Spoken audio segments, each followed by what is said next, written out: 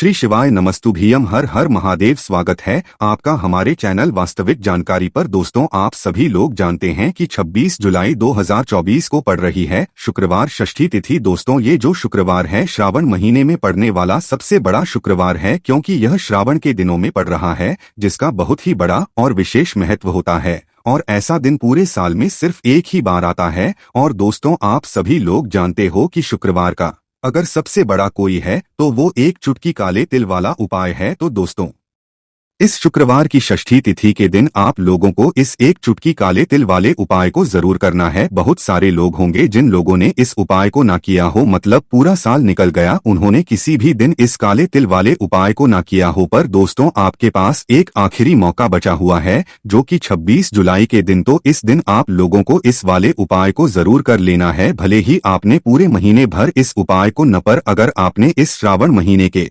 शुक्रवार के दिन अगर इस वाले उपाय को कर लिया तो आपको इस उपाय को करने का वो फल मिलेगा जिसकी आपने कभी कल्पना भी नहीं करी होगी। इसीलिए आप लोग इस वाले उपाय को एक बार जरूर कर लेना, ताकि आप लोगों के हाथ से यह मौका ना जा सके और आपको इस उपाय को करने का फल मिल सके। दोस्तों, यह उपाय पंडित जी ने अपनी अभी की ही श्री शिव महापुराण की कथा में बताया है, जिस उपाय को आज हम आपको बहुत अच्छे से समझाने वाले हैं।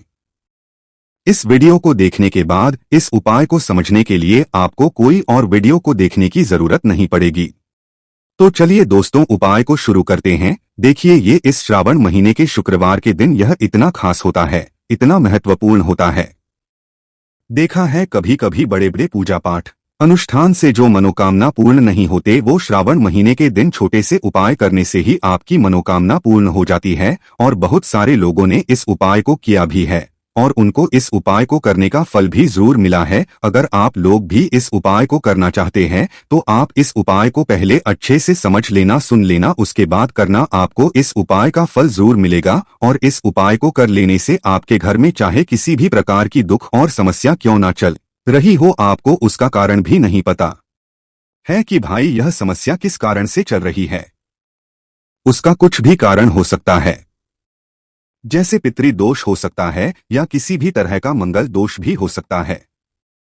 तो इस दिन आप लोगों को यह वाला उपाय कर लेना है। यह एक ऐसा उपाय है जिस उपाय को अगर किसी विशेष दिन पर किया जाए तो भाई उस विशेष दिन का जो है वह तो हमें मिलता ही मिलता है।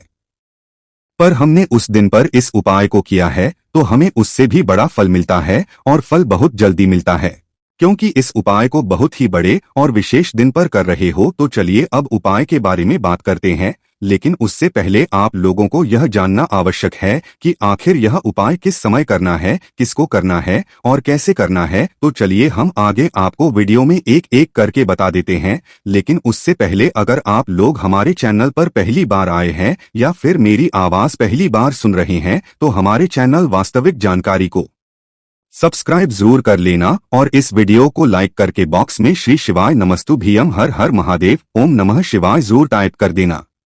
तो दोस्तों, इस एक चुटकी काले तिल वाले उपाय को हमें इस शुक्रवार षष्ठी के दिन कैसे करना है, किसको करना है, किस समय करना है और कहां पर करना है, ये सारे सवालों के जवाब आपको इस वीडियो में मिल जाएंगे।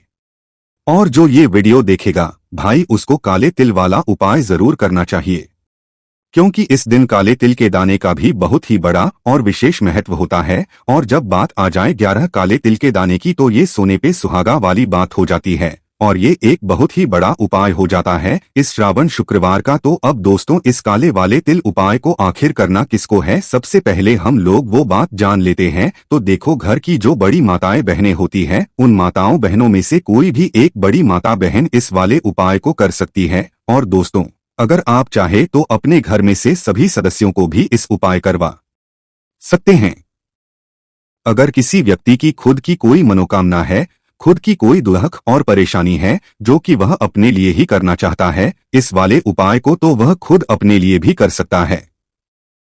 बाकी अगर कोई घर में से ऐसा है जो कि अपने पूरे घर परिवार की सुख और शांति के लिए ये वाला उपाय करना चाहता है, तो भाई वह भी कर सकता है, उसमें भी कोई दिक्कत वाली बात नहीं है।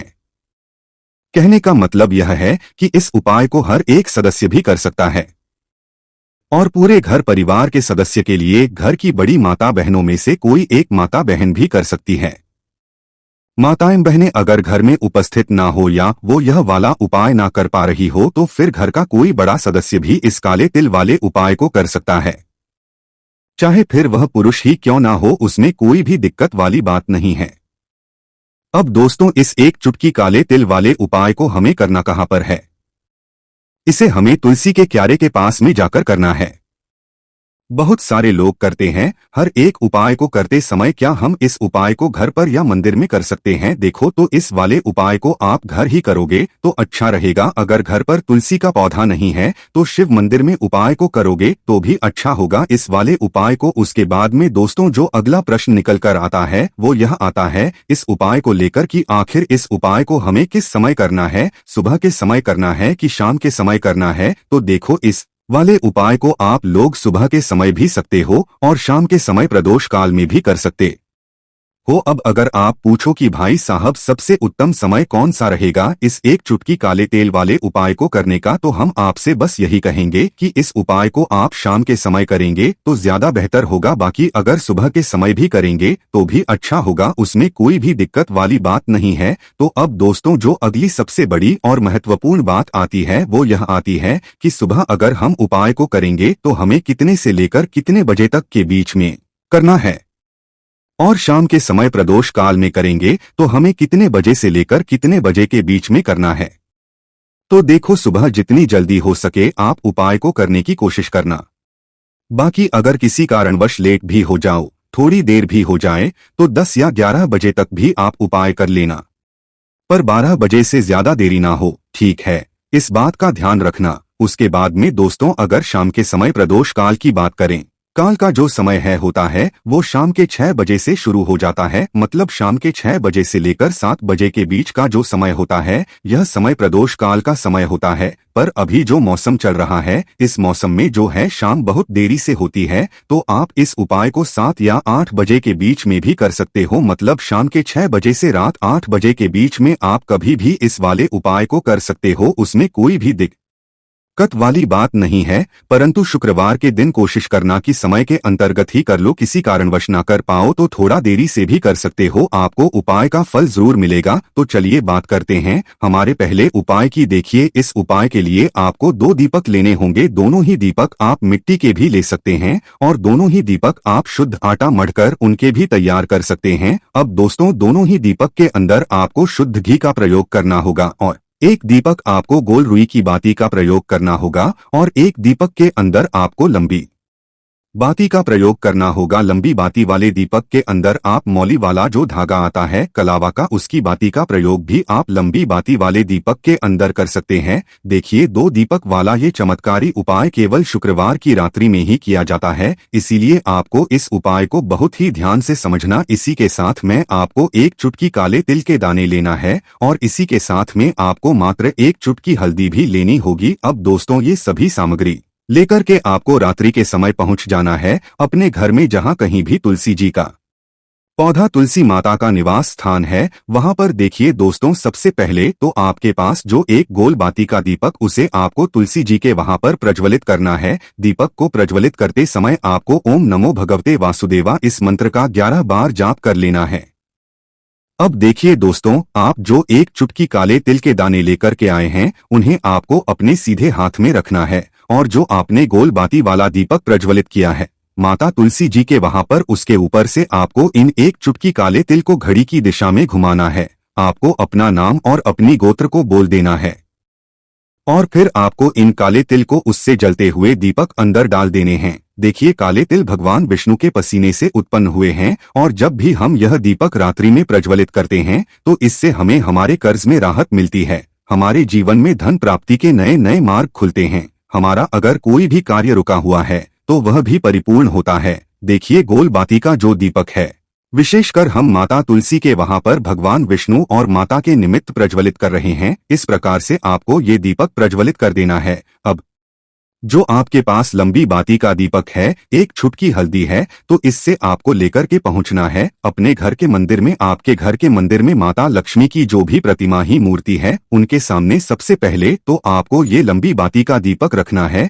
फिर आपको दीपक को प्रज्वलित कर देना है। दीपक को प्रज्वलित करते समय आपको इस मंत्र का जाप करते रहना है। अब दोस्तों, आपके पास जो एक चुटकी हल्दी है, उसे आपको अपने सीधे हाथ में रखना है और इस एक चुटकी हल्दी को आपको उस दीपक के ऊपर से 11 बार घड्डी की दिशा में घुमाना है और आपको लक्ष्मी मंत्र का जाप करते रहना है और इस एक चुटकी हल्दी को आपको उसे दीपक के अंदर डाल देना है। देखिए, एक चुटकी हल्दी वाला जो दीपक है, आपके जीवन से दुर्भाग्य समाप्त करता है। माता लक्ष्मी की आपको कृपा प्राप्त करवाएगा, धन प्राप्ति के आपके जीवन में नए नए मार्ग बनाएगा। देखो, अगला उपाय है वो भी बहुत ज्यादा खास है। तीनों उपाय को आप जरूर सुनना, क्योंकि जो आपको अच्छा लगे वो उपाय आप कर सकते हैं। देखिए, इस उपाय के लिए आपको 2 हरी इलायची लेनी होगी। हरी इलायची आपको साबुत लेनी है, खंडित नहीं होनी चाहिए। और इसी के साथ में आपको मात्र थोड़ा शहद लेना है। शहद मात्र आधा चम्मच या फिर उससे भी कम ले लेना है। और इसी के साथ में आपको एक दीपक ले लेना है। दीपक आप चाहे तो मिट्टी का भी ले सकते हैं और आप चाहे तो शुद्ध आटा मढ़कर उसका दीपक भी आप तैयार कर सकते हैं। इस दीपक के अंदर आपको मौली का जो धागा आता है, कलावा का, उसकी बाती का प्रयोग करना होगा। यानी कि इस दीपक के अंदर आपको लाल रंग की बाती का प्रयोग करना होगा और इस दीपक के अंदर आपको शुद्ध घी का प्रयोग करना होगा। अब ये सारी सामग्री लेकर के आपको अपने घर में जो भी मंदिर है वहां पर पहुंच जाना है और आपको माता लक्ष्मी के किसी भी स्वरूप के सामने बैठ जाना है। अगर माता लक्ष्मी की फोटो है, माता लक्ष्मी की प्रतिमा है, तो उनके सामने आपको बैठ जाना है। अगर माता पार्वती की प्रतिमा है तो उनके सामने आपको बैठ जाना है। यानी कि किसी भी माता के स्वरूप के सामने आपको बैठ जाना है। अब देखिए, सबसे पहले तो आपको माता रानी के सामने सी चावल की ढेरी बना देनी है। यानी कि अक्षत के दाने आपको माता रानी के सामने रखना है। उसके बाद आप जो एक दीपक लेकर के गए हैं, उस दीपक को आपको उन्हीं चावल के दानों के ऊपर रख देना है और फिर इस दीपक को आपको माता रानी के सामने प्रज्वलित कर देना है। देखें, इस दीपक को प्रज्वलित करते समय आपको ओम महालक्ष्मी नमः इस मंत्र का लगातार जाप करते रहना है। दीपक को प्रज्वलित करने के बाद आप जो 2 हरी इलायची लेकर के गए हैं, उसमें से हरी इलायची को तो आपको उसी दीपक के अंदर डाल देनी है और वहीं पर आपको कम से कम 21 बार ओम महालक्ष्मी नमः इस मंत्र का जाप कर लेना है। अब आपके पास जो शहद है और एक हरी इलायची है, उसे सीधे आपको लेकर के पहुंच जाना है भगवान शिव के मंदिर में। पूज्य गुरु जी ने बताया है कि यह उपाय आपको सिर्फ और सिर्फ शाम के समय ही करना होगा। शाम को जब भी सूर्यास्त का समय होता है, तो उस समय आपको ये उपाय करना है। लेकिन पहले तो आपके पास जो एक हरी इलायची है, उसे आपको उस शहद के अंदर अच्छे से डुबो देना है। यानी कि शहद का लेपन उसे हरी इलायची के ऊपर चारों तरफ आपको कर देना है। अब यह जो शहद से युक्त हरी इलायची है, इससे आपको भगवान शिव के शिवलिंग पर अर्पित कर देनी है और आपको वो श्री शिवाय नमस्तुभ्यम इस मंत्र का लगातार जाप करते रहना है। फिर इसके बाद आपको एक लोटा जल भी अपने साथ लेकर के जाना है। तो यह एक जल भी आपको धीरे धीरे शिवलिंग पर समर्पित कर देना है और आपको श्री शिवाय नमस्तुभ्यम इस मंत्र का जाप करते रहना है। फिर इसके बाद आपको अपने घर आ जाना है। इस प्रकार से आपको ये उपाय कर लेना है। तो चलिए दोस्तों, जान लेते हैं गुरुजी द्वारा बताए गए दूसरे उपाय के बारे में। देखिए, इस उपाय के लिए आपको लेना है 11 चावल के दाने। गुरुजी ने कहा है चावल के दाने खंडित नहीं लेने हैं, बिल्कुल साबुत होने चाहिए। उसके साथ में आपको लेना है एक बेलपत्र। बेलपत्र का एक नियम है, अगर आपके पास बेलपत्र नहीं है तो आप शिवलिंग से उठाकर उसको पुनः शुद्ध जल से धोकर इस्तेमाल कर सकते हैं। इस प्रकार आपको बेलपत्र लेना है। इसके बाद आपको एक लोटा जल लेना है। अब ये सब सामग्री लेकर आपको जाना है महादेव के मंदिर में। देखो, अब आपको उत्तर साइड में खड़े हो जाना है और सबसे पहले आपको एक बेलपत्र अपने हाथ पर और 11 चावल दाने रखकर शिवलिंग के ऊपर अपना नाम और गोत्र बोलते हुए समर्पित कर देना है और श्री शिवाय का लगातार जाप करना है। अब आपको जो एक लोटा जल साथ में लेकर आए थे, उसे धीरे धीरे बेलपत्र और चावल दाने के ठीक ऊपर आपको समर्पित करते जाना है और शिवपुराण के मूल मंत्र श्री शिवाय का 11 बार जाप करना है और अपनी मनोकामना बोलते जाना है। देखो, बस छोटा सा उपाय करना है, देखना एक दिन आपके सब काम बनने लग जाएंगे। गुरुजी का बहुत ही विशेष उपाय है। चलते हैं तीसरे की तरफ। देखिए, इस उपाय के लिए आपको एक तांबे के पात्र के अंदर सबसे पहले अपने घर से शुद्ध जल लेना है। फिर इसी के साथ में आपको मात्र थोड़ा सा शहद लेना होगा। शहद आपको आधा चम्मच या फिर उससे भी कम लेना है। और इसी के साथ में आपको एक प्यारी सी बेलपत्र ले लेनी है। बेलपत्र यदि आपको नहीं मिल पाती है तो भगवान शिव के शिवलिंग पर चढ़ी हुई बेलपत्रों को आप पुण्य शुद्ध जल से धोकर के उपयोग कर सकते। और बेलपत्र जो है वह कहीं से भी कटी फटी खंडित नहीं होनी चाहिए। अब ये तीनों सामग्री लेकर के सीधे आपको पहुंच जाना होगा भगवान शिव के मंदिर में। ये उपाय सुबह से लेकर के शाम तक किसी भी समय कर सकते हैं। देखिए, सबसे पहले तो आपके पास जो शहद है उससे आपको अपने सीधे हाथ की चींटी उंगली के जो पास वाली उंगली होती है, अनामिका उंगली, उसमें थोड़ा सा शहद आपको लेना है। और इससे फिर आपको शिवलिंग पर जहां माता सुंदरी का साथ होता है वहां पर आपको ओम का निर्माण करना है। लेकिन जलाधारी के बिल्कुल बीच में जो स्थान होता है